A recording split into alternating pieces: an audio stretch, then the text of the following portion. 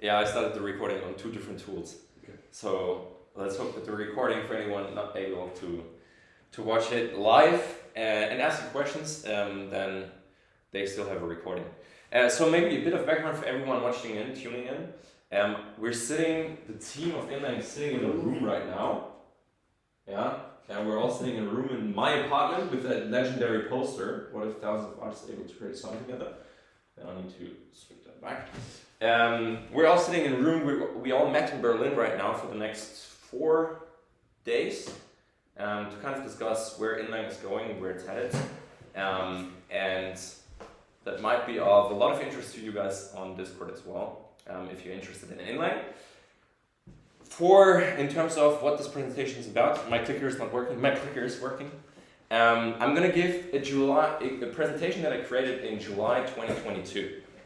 And that was 1 year after I started prototyping with Inline. And in July 2022, I created that presentation, actually for a person that is in the audience right now, Storm, to put down my thoughts on a few slides and be able to present and communicate what Inline is about.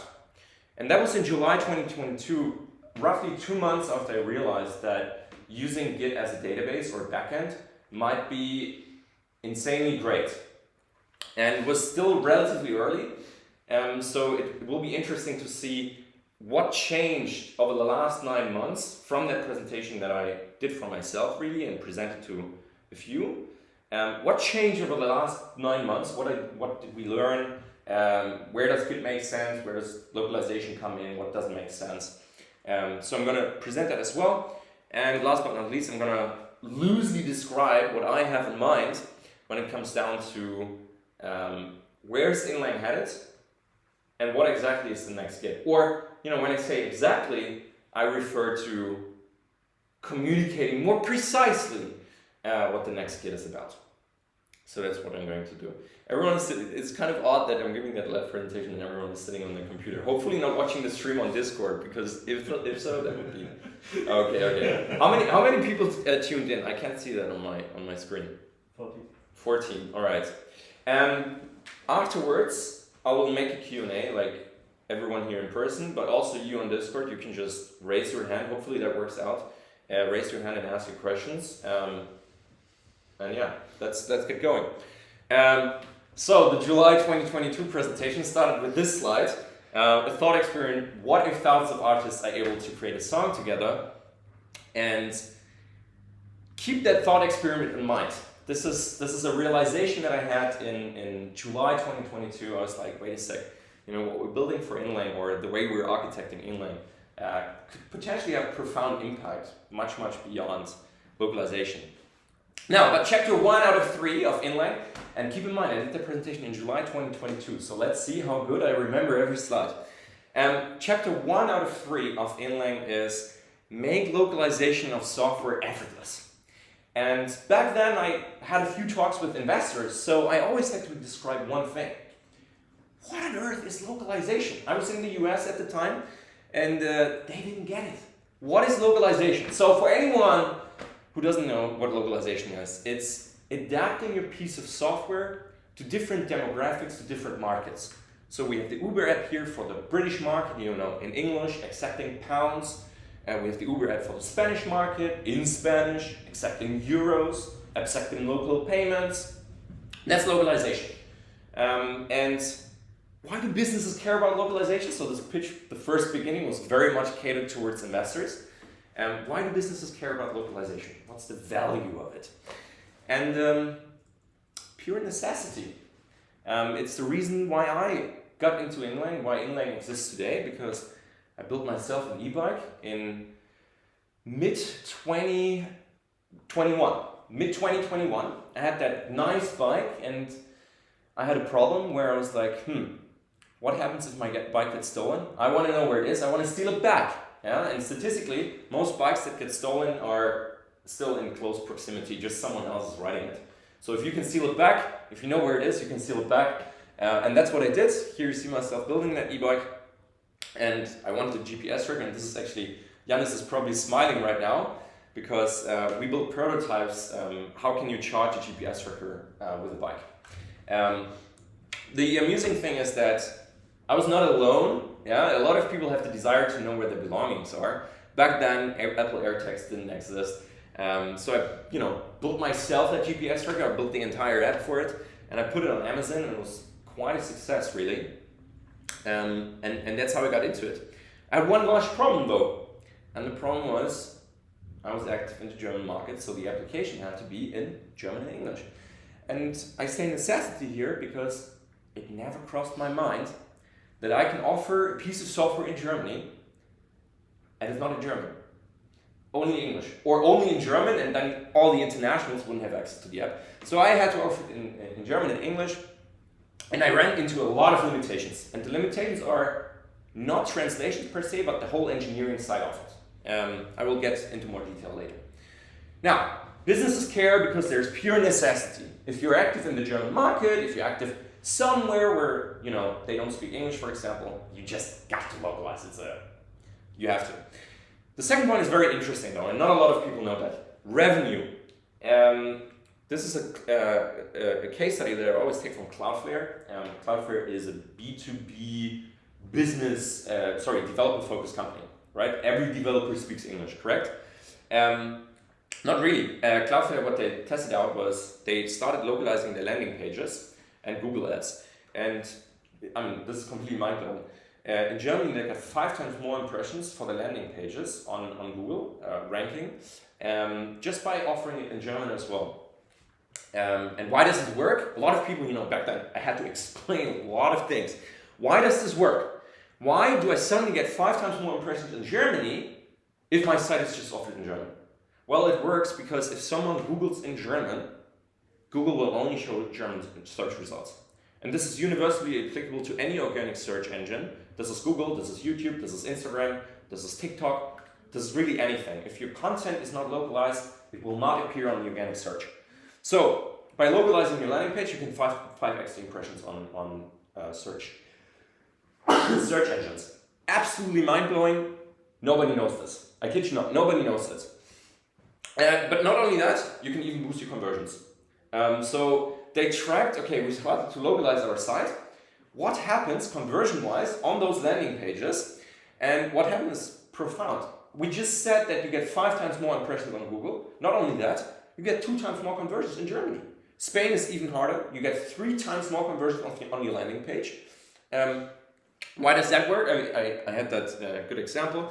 I know a case study where someone started localizing their pricing page. Usually you gotta pay $29 per month for my software. And they started to localize it just to different currencies for different countries. So instead of $29, you show 25 euros, for example. And that change alone can 5x your conversions on the pricing page. Now, why does this work? It comes down to familiarity. If I tell you, hey, you gotta pay 0.345 Ethereum for my piece of software per month, we'll probably be asking, what on earth is 0.345 Ethereum? How much is that in my money? And this is why just changing the currency to something that people are familiar with can boost your conversions like crazy. I just gotta say it, revenue is one of the strongest sales you can make, right? You go to a company and you basically tell them, hey, you want to make more money. But localization even goes further, you can reduce your costs. Cloudflare ran Google or performance marketing ads, and we're like, okay, well, we get more traffic if our site is localized. We get more conversions. What happens with the CPC, cost per click, when people click on our ads? And even that, you can reduce your cost. So in Germany, it was 3/4 for the cost per click for much more effect. In Spain, even 1/4. So absolutely mental. Localized ads, lower CPC. Which brings me back to the point number 1. The localization will most likely become a necessity. Because if your company makes more revenue, and you reduce your cost. These are the 2 pitches you can do, right? You can say, you want to make more money or you want to have less effort. It will become pure necessity. And as I said, I was in the US, right? I had a lot of investors saying, nobody cares about localization. Everyone speaks English.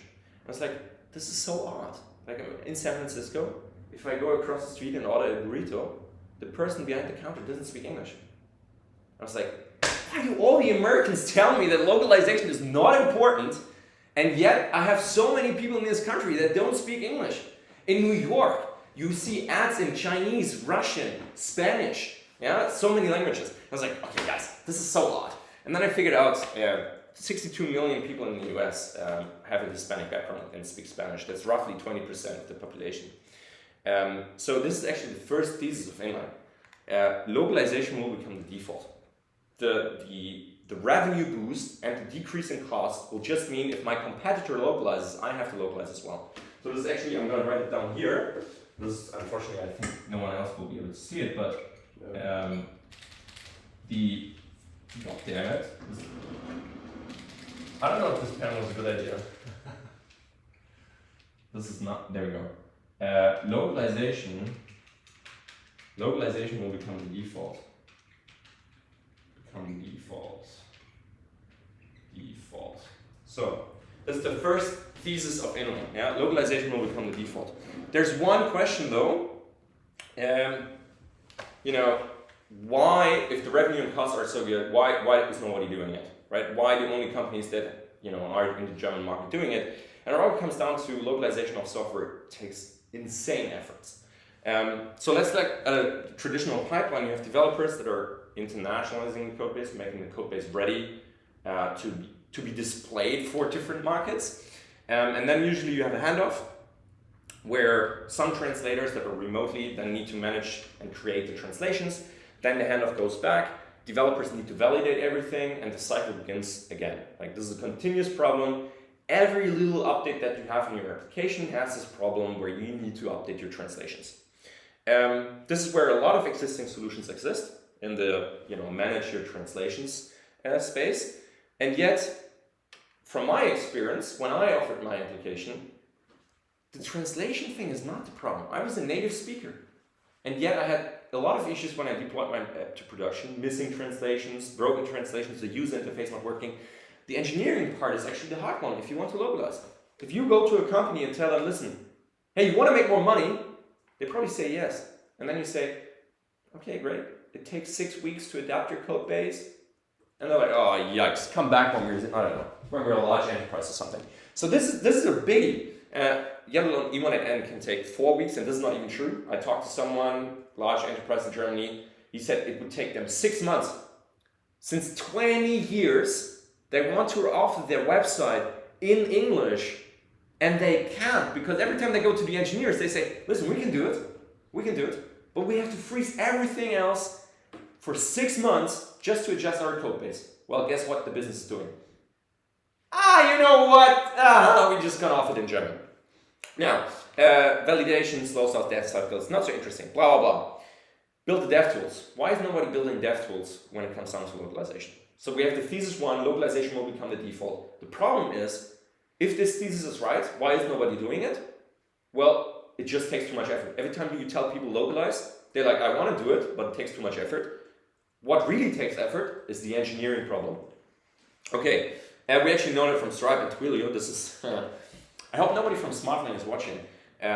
This is the developer documentation of one of the largest existing solutions. I think we're all developers, we kind of agree that this is suboptimal.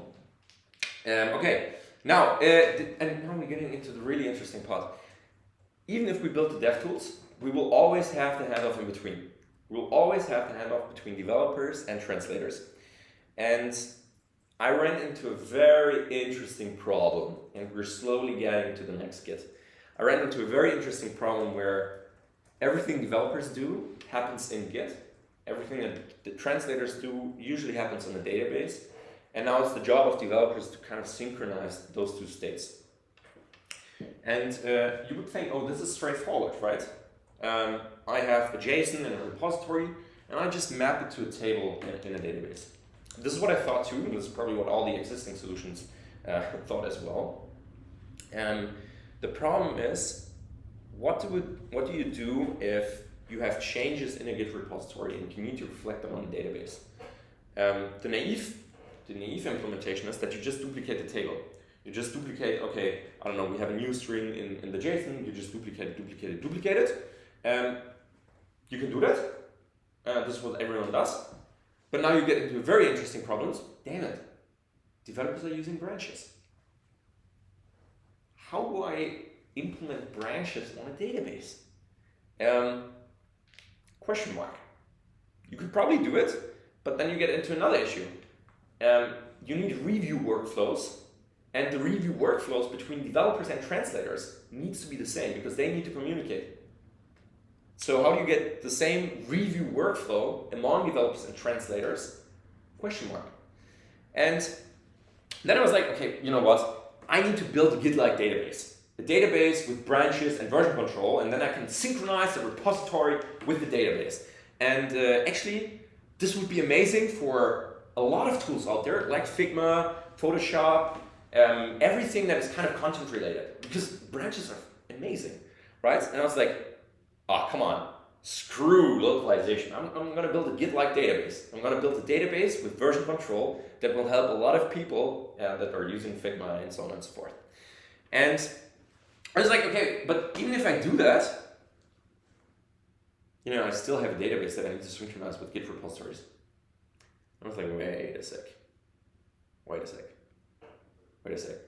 I can just get rid of the entire handoff if I treat Git as a database. And Git from a technical implementation is nothing else than really files, objects, blobs, and it is a database. Git is not necessarily tied to version control or branches. And I was like, wow, okay, wait. If I do this, we get rid of the entire handoff, we align the workflows of developers and translators.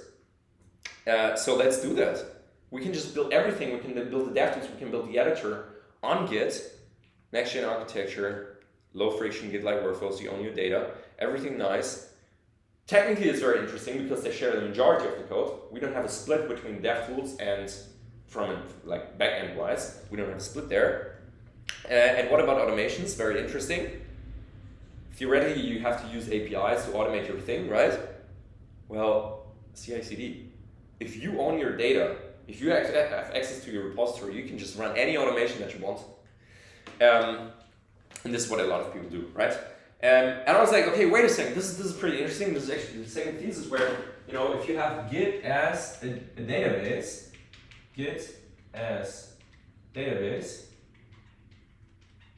you can potentially like make localization much simpler. And I was like, okay, hold on.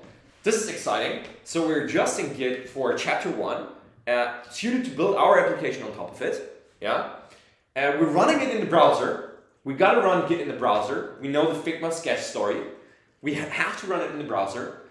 Interesting.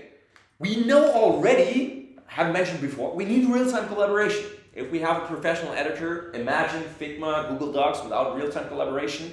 Wouldn't work. So we kind of have to adjust Git there to have real-time collaboration. And this kind of concludes chapter 1 out of 3. We have a huge market, localization. We're going to companies and tell them, listen, you want to make more money? You've got to pay us money. Win-win. Monetization proved by competitors. A lot of people make money with localization. I kind of know from own experience that the developer approach is missing. Competitors flawed, check mark, because nobody ticks the developer box. What about, you know, product-led growth? Again, I was fundraising at the time, and this was pretty interesting. So I talked to several people, right? And I was like, how do they localize? And I was talking to some developers at Google, for example. They were responsible for the internationalization there. And I remember that the person was on the call and he was like, dude, this is mind-blowing. I was like, wow. And I only showed the VS Code extension. One tiny thing, one tiny feature. He's like, this is already better than the tooling we have at Google. I was like, okay. I had a principal at Vimeo. He said, this changes everything. After he realized they're using an existing solution, and after he realized that by building everything on Git, they basically have to change no workflows whatsoever because the developers already use Git. They can just use inline with no switching costs. And people started tweeting very early about inline. Oh yeah, and I get a lot of DMs like that. Like, oh, I'm doing this shit. Remember your project. Please, can you help me out here? Pretty cool. Now, chapter 1, right? Make localization of software simple. Chapter 2, what's next? Well, we got to localize everything, right? If you're a company and you have the software, what about your customer support? What about your documents? What about your video? What about your sales? What about your email? You want to present your entire company for different markets. Now, okay, let's look into email, because how would we localize email? We get into a very interesting second observation where we're like, okay, well, if you want to localize your email is on MailChimp, HubSpot, ConvertKit, some of those SaaS tools, right? We got to import them to our localization pipeline, and then translators can make the translated version of the email, and then we export it back to the tool, and then you have your localized email, right? Import, export, yeah, we got to build a gazillion of integrations, you know? Great, what about video? Let's get to your video. Oh, your video is on Google Drive, it's on YouTube, it's on Dropbox, it's on Adobe Creative Cloud, you know, no problem. We got to import it to our tool, we got to export it, and we're going to do that with integrations. Now, okay, let's look at software. Your software is on GitHub, GitLab, Bitbucket, Azure DevOps, AWS, no problem, right? We're going to import it, we're going to export it, and we're going to do it with integrations. No, we're not going to use integrations. What do we do with software? This is the syncing issue. Handoff, import, export, import, export. This is the syncing issue. And we just concluded, we can get rid of that. We can just treat Git as a database. And if we look at software, this is exactly what we do. From a technical standpoint, if you have a Git repository, it doesn't matter whether that Git repository is on GitHub, GitLab, Bitbucket. It doesn't matter. We don't need integrations. Oh yeah, Zapier, Airbyte. That was a lot of times like, you know, they stitch together different tools with integrations, and like, they're treating symptoms. This is preventing the root cause. You don't need integrations, right? And I was like, big bang observation. I was like, wait a sec. You know, like, we don't need integrations for GitHub, GitLab, AWS, and so on, because they all build on Git. And we're building on Git as well. If you look at Vercel and Heroku, what makes them amazing? Well, it's so easy because they just connect to my Git repo and I'm done. I don't have to sync anything. It just works seamlessly. I was like, okay, wait. How can we get, you know, we don't want to build integrations. We don't want to be a company that builds 5,000 integrations. Nobody wants to do that. So can we get rid of the integrations? What's the issue? Database silos everywhere. That's what I wrote. Like your video is in a database somewhere at YouTube, or you know, a storage bucket, doesn't matter. Let's say database. Your email is on Lemlist in the database. Your PowerPoint on a new shiny tool called pitch.com is in a database. Yeah, everything is in a goddamn database. And our competitors as well, by the way. They're storing translations in a database. And we observed earlier that, you know, if you have them in a database, it makes everything more difficult. We're kind of pitching here that we're leapfrogging everything existing on the market because we have a Git-based architecture and we're good, you know, we're in good family with Vercel, Heroku, and all the others. Our competitors put everything in databases. We're saying that, you know what, we're going to build something way, way better than they ever can. Because we're doing it with a Git-based architecture. Are you getting it? You know, like, wait a second. If we're pitching that we're going to disrupt those guys, will someone pitch in 2-3 years that they can build a better Notion, a better Lemlist, a better pitch, and that better thing builds on Git? Question mark. Is Git the next-gen architecture for applications? Are files part of the next-gen architecture? Because if you look at Git, what is Git? Git is files. But Git enables you a collaborative layer on files. And it's amusing because the last 20 years, what have founders pitched? Our tool is amazing because we get rid of files. Nobody wants files, right? You want to have your Word document, send it to a coworker, and then they make a change and nobody knows how to merge those changes. We like Google Docs, like collaboration. And the thing is files really the issue, or is the collaboration aspects of file the issue? If the collaboration aspects of files are the issue, what benefit do we have if we still have files and would have a collaborative layer like Git? Now, why do apps like Figma, Adobe, Google, you know, use databases after all to achieve their collaboration layer? And I said here collaboration, and it's very interesting, a short history of version control in software engineering. The first version control systems were so naive, where you just had one file and that tool automatically tracked, oh, you made a change, and then it named the file 1.3, 1.4, 1.5. Very much to what we know with Microsoft Word. Final document, final version 2 document. You know, the first version control systems in software engineering were automatically doing what we still know from 10 years ago. Now, what happened next? Client-server version control systems. Individual changes could be tracked and merged, but everything had to run on a dedicated server. This is kind of what we have now with Google Docs and Notion. The way they work is, they basically say, okay, listen, files is really complicated if multiple actors have different changes. What we're doing now is that, Niels, you are working, you're not working on your file, and I'm not working on my file. We work on a shared file in a database. And if we do it over the internet, we don't really have to consider merge conflicts. Last edit wins. The thing is though, Git came around in 2005 and nobody uses client-server, where the server is a hard requirement to achieve your version control anymore in software engineering. And this is kind of what we're doing now with inline. We're saying you don't need a server to collaborate on files. You can do it in a distributed fashion because we're actually using Git under the hood. And it's a big question where, you know, we're building infrastructure now where we're using Git to build applications. Is this part of the next generation architecture for software? So exciting.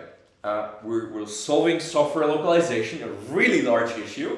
We have a large thesis where we say localization will become the default because companies will not be able to compete with other companies if they're not localizing.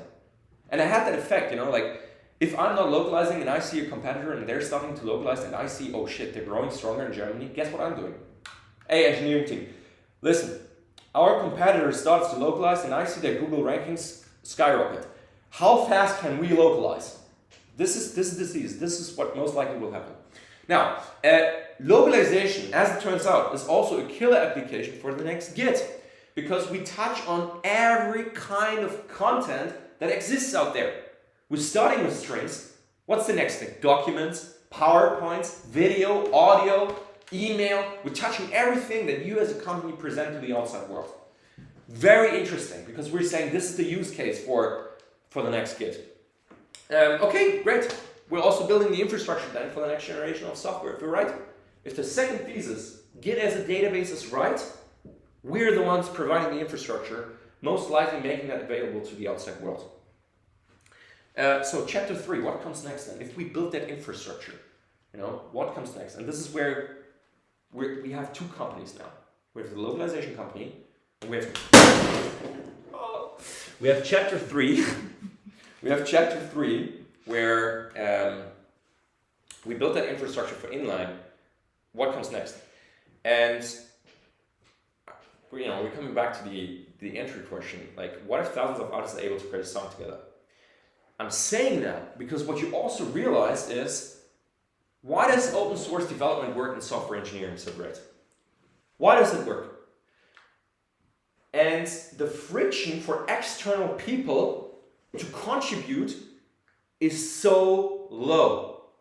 Nobody needs to invite me to a Google Doc. I just see the Google Doc, I fork it, I create a branch, right? I create a branch, and then I contribute back to the main version of that document, and whoever owns that document sees every change and can just say accept or reject, and the owner of the document does never need to fear that the document gets screwed up by a bad actor, for example. We don't see that workflow anywhere outside of software engineering, and it seems like branches and version control is a very large part of that. Now, okay, chapter 3, distributed version control for the rest of the world. Actually, I read that on Hacker News, also, I don't know when it was, mid last year, and someone said, hey, another advantage of plain text files is source control. You can check your writing into Git and get a history of all your editors. It's something programmers take for granted, but it would be amazing if this would be more widely adopted outside of tech. The number of files with names like report final draft version 3 is truly staggering. Git for everything would be a multi-billion-dollar company. And this is something where I think we might end up. Because it's already happening.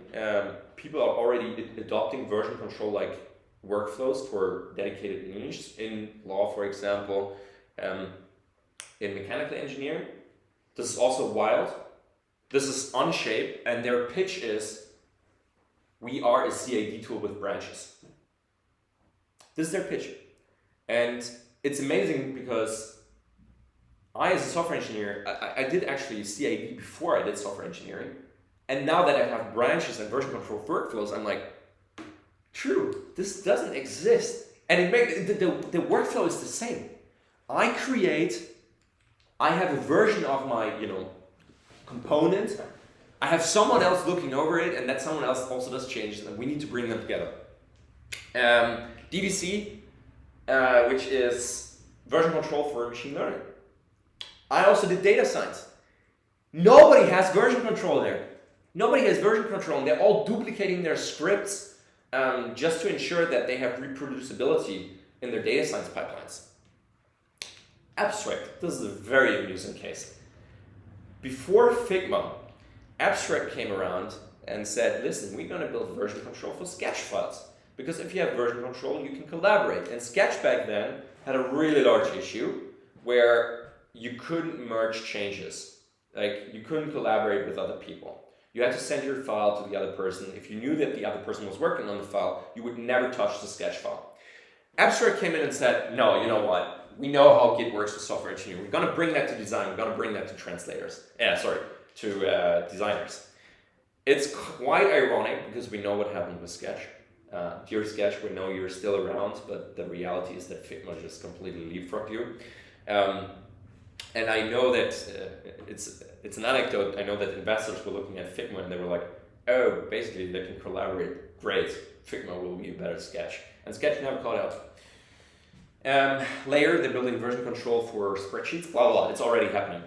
It's already happening. We see a lot of people building version control, branches, blah, blah, blah, for spreadsheets, for design, for mechanical engineering, for machine learning, for data science in general, and now even for databases, But why is nobody building the generic version where, you have a generic version control system and you can just build a spreadsheet layer on top of it?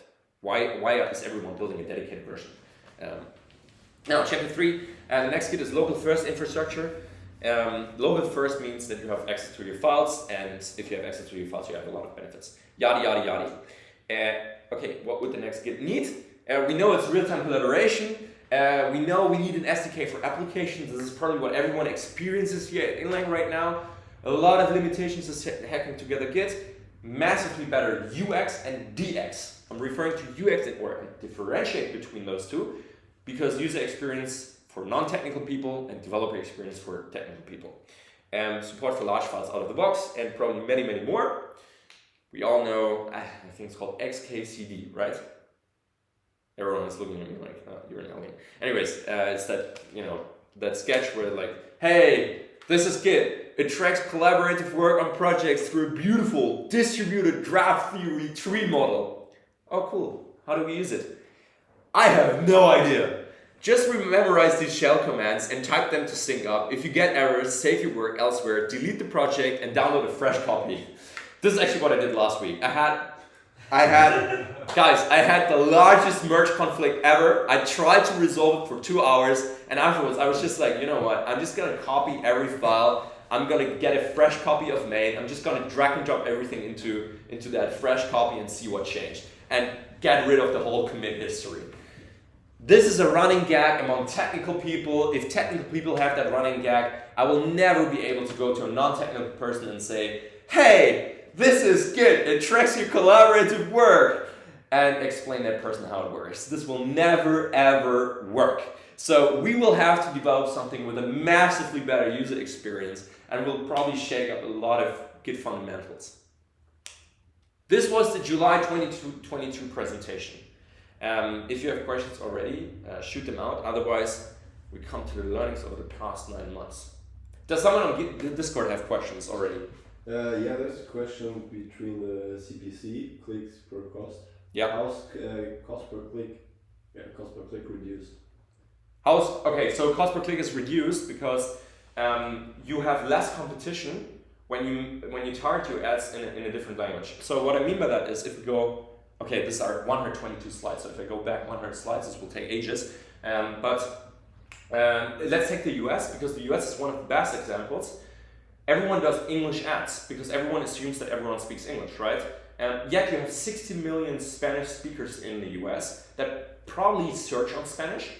If you offer your Google ads in Spanish, because everyone else doesn't do Spanish ads, you get way less competition, and therefore your CPC is much cheaper. You just have less competition. I hope that made sense. This is why CPC is much lower, especially for Spanish. This is a very, if someone is in the US that are watching, this is a very common growth hack. If you want to target the audience of 60 million people more effectively, just offer it in Spanish. And this is also a very good example that localization is not about going international. You can have different demographics within one geographical region, like the US, and you need to target them more effectively. Did I answer the question? Yeah? Some thumbs up. Does anyone else?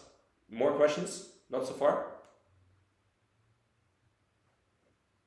Nice. It really feels like we're in a production room right now where people are looking on the laptops. Who has a question? You want to read this question? The last one? From Brian. Yeah. Yeah. He says, I'm unclear how this addresses common 181 issues with the software. For example, hard-coded strings, inconsistent use of Unicode, etc.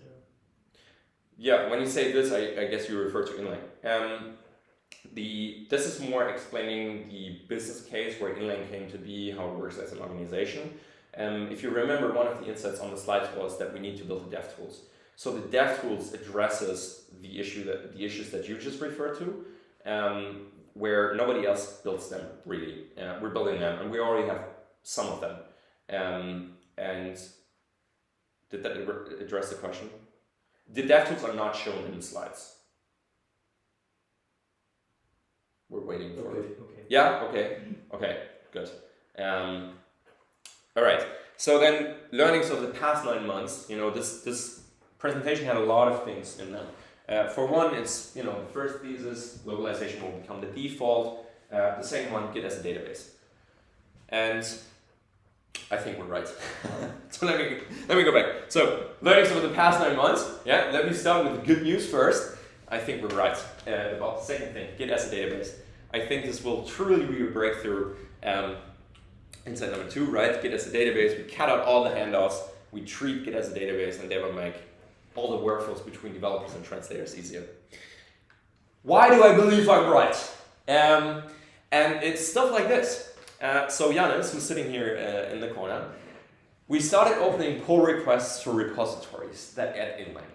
And one of the amazing things that you realize is when you treat Git as a database, you go where companies and users already have their data, which means you can add inline with one tiny config file that enables us to just open pull requests and go to maintainers and tell them, listen, we have that tool, I think, actually, what did Janus write here? Hi, changes, added inline config.js to the root repo, blah, blah, blah.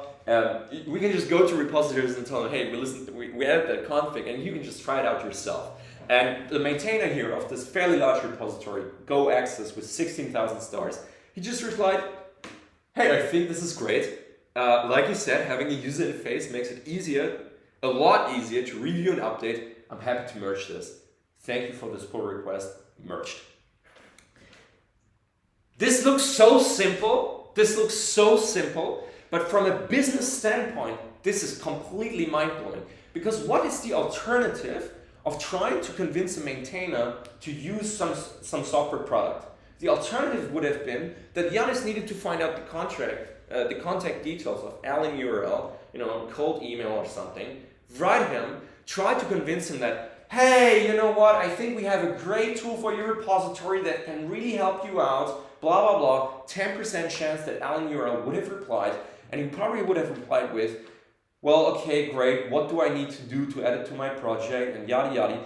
Janus would have probably replied, oh, nothing! You need to do nothing. It is so easy to set this up. I just need a demo call. You just need to create an account. You need to convince all your coworkers to create an account. You need to synchronize the data pipelines. But believe me, you can do all of that in 1 minute. And that 1 minute is then truly an hour or 10 hours, you know. But Yannis needs to win the case, right? He needs to convince that person. That's the alternative to this. It looks so simple, but I have not seen it before, that a company in a B2B case where they need to hook into the infrastructure can just go to someone and tell them, listen, let me just open the pull request for you. And by the way, hopefully after this offsite, nobody needs to write a config file anymore. Nobody needs to create a pull request anymore. We can do that automatically. What you also realize is, huge Trojan horse. Why? Because I talked to several repository owners and they use existing localization solutions. And yet they're saying, hey, listen, I want to use some tools of inline. I want to use the VS Code extension. And I was like, interesting. They already got an existing solution and yet they want to use inline because the friction is so low. It just works. Even though they use an existing solution, the data is still in the Git repository. And the moment they own their data, we can just add inline. Whether it's a subset of the tools that we offer, the VS Code extension, the editor, the CLI, it doesn't matter. But this is very interesting because we can go to customers that already use existing solutions. We can just go to them and tell them, hey, listen, yeah, this just still works and you don't have to do anything. Bringing me back to that slide. The principal at Vimeo, he said this changes everything after he realized that the solution they've been using for probably 10 years, they can just switch to inline with no effort involved. And this is something that's very different from existing software that is out there. If you adopt some piece of software that stores where you don't own your data, you cannot switch to another, or the switch to another provider is really hard. You cannot easily switch to another provider. It doesn't apply to inline. So software adoption and switching costs are drastically different when you use Git as a database, or really, I'll come to that later, but really when you treat files as your source of truth. And ultimately, that is good for every customer, that is good for every user, because it means that the better software will likely win. If I can easily switch my software, like we do with actually VS Code, or if you look at Google Docs, Word, they can all open Word documents. You can just choose your preferred editor. You have the freedom to do so. With B2B software, you can't. Is there a question? No? Okay. Now, as I said, why does this work?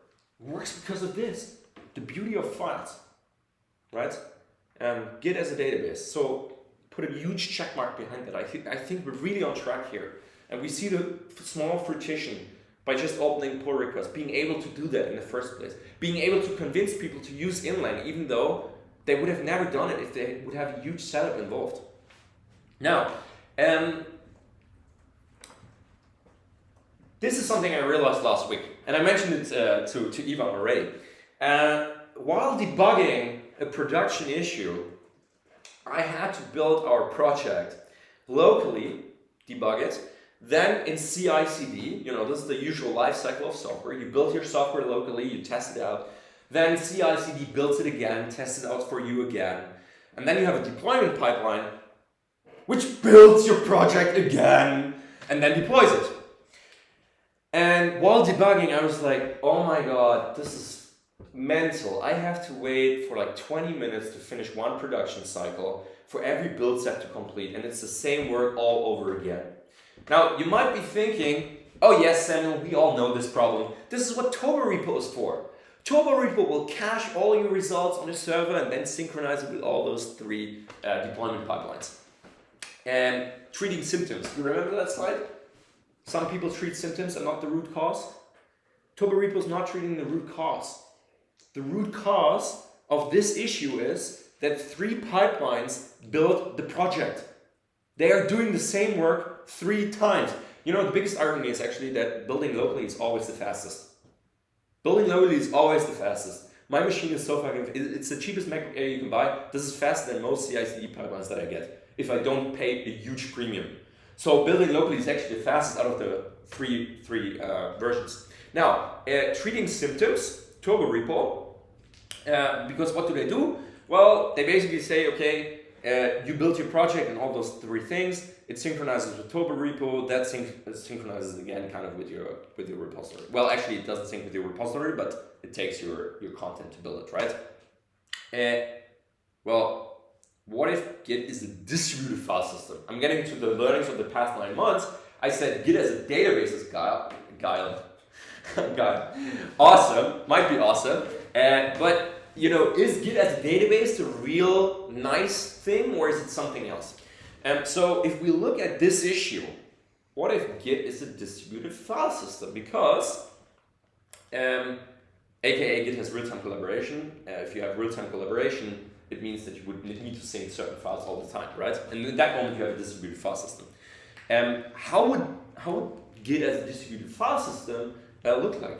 Well, actually, first of all, you can cut out Toba repo, because if you have a distributed file system, literally, you have one step: build it once, anywhere. If I build my project locally, yeah, and those files are just synchronized in the CI/CD pipeline, basically, if the CI/CD pipeline clones the repository, it just has the build files that I have anyways. It doesn't need to build it again. And the same applies for the deployment pipeline. If the deployment pipeline builds the project for the first time, I can just have it locally as well. There's no need anymore to synchronize. Again, coming back to the slide where I said, you know, handoff problem, import, export, a gazillion of integrate, a lot of synchronization. Really? Do we need that? Probably not. So build it once. Also interesting, right? If you have your coworkers, if they build it locally, it all just syncs. If they're in the same branch, it doesn't matter anymore. You speed up all the processes by a lot.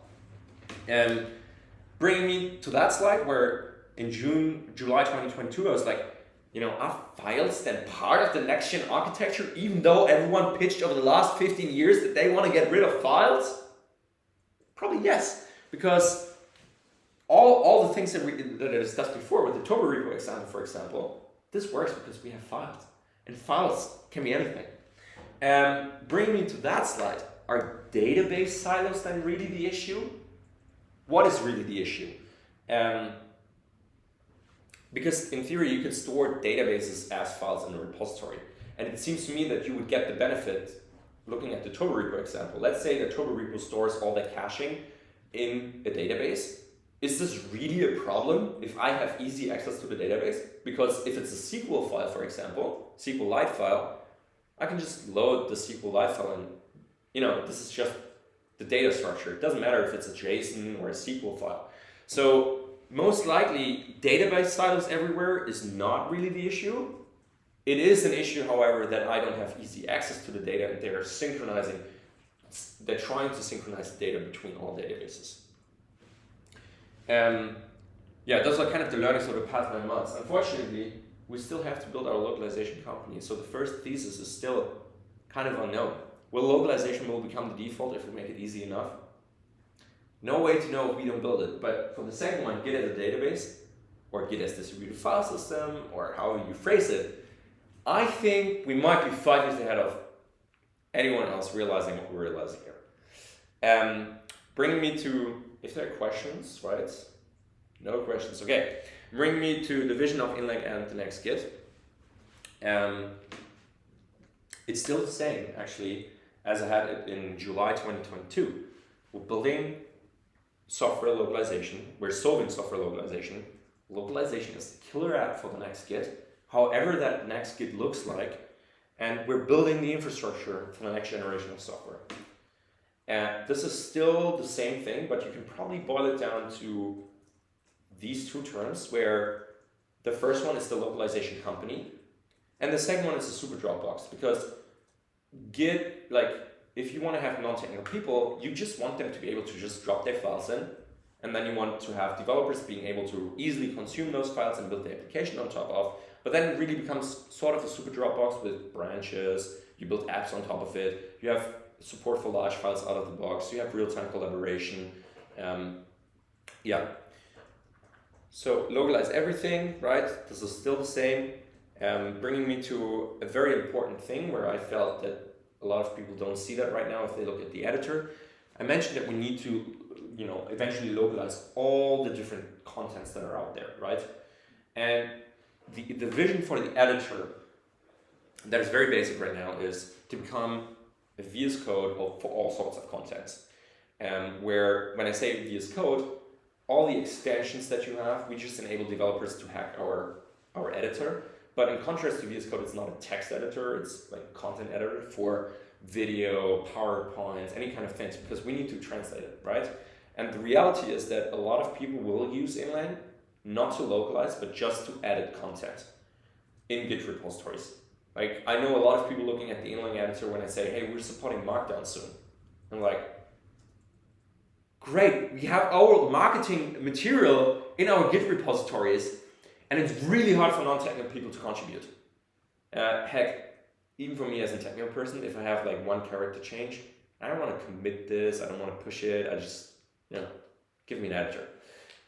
This kind of vision for the inline editor, that this will hopefully become a VS Code for non-text, or text, not rich text format then probably, for all sorts of contents. And then also the Git learnings that I mentioned here is that probably what we're doing is distributed files, which translates to distributed data. A file can be a database, a file can be a JSON, a file can be anything really. And files are amazing because you have that flexibility. I can just send you a file, you can do with the file whatever you want, you can load the file in your application, doesn't matter. But it seems like what we're doing for number 2, Git as a database, is that we really enable distributed files that developers can build on top of. And this is enabled by version control. Because if you don't have version control, you cannot distribute things. You need to track when happened what. And this is kind of the end. Boom. Yay, thank you.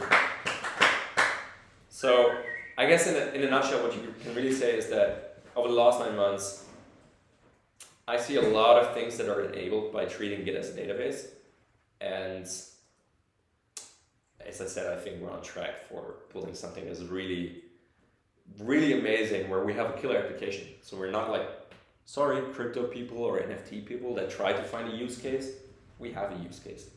It's called localization because it touches on, because we go where people already have those workflows. Developers use Git. Translators are forced to learn Git. And we're going there and make the lives easier for everyone. Yeah, and I hope this kind of, you're raising your hand. Yeah. Can the website editor work on private repos? Yes. It can. This is something you realize as well. Auth becomes much easier because if there would be an auth layer on a Git repository, you can probably operate your whole company out of Git repository. And that Git repository, contains databases of serverless applications. It contains one auth layer. You can have a private repo. It can be a public repo. It doesn't matter. Is that exposing those repos? Is that exposing those repos? So no, it's not, because the inline editor, we don't have a server. So everything happens client side. What happens under the hood is that the inline editor clones the repository into the browser really locally. The data is locally, like as you would clone a repository in your terminal. We just do it in the browser, and thereby there's one step where we see your data, because we need to clone it via proxy because GitHub doesn't support CORS. But other than that, we just tunnel the data to the browser. And this is one of the other benefits. Like, we don't need to deal with your data, and we also, because we don't deal with your data, like from a business side, we have a lot less complexities where we probably don't need to have like very thorough data integration certificates. We basically don't touch your data. You have your data, you run it on the client. Yeah, I guess you answered it, but could a self-host the editor instead? So there's really no hosting involved. You could do it, but there's no hosting because the editor is a dumb client-side application where you just fetch some JavaScript and that JavaScript clones the repository for you. What you would need to host is the Git repository, but if you have something like GitHub already, dumping files in front end. It's dumping files in front end. It's dumping files in the front end, yeah. There's like, we don't have a database.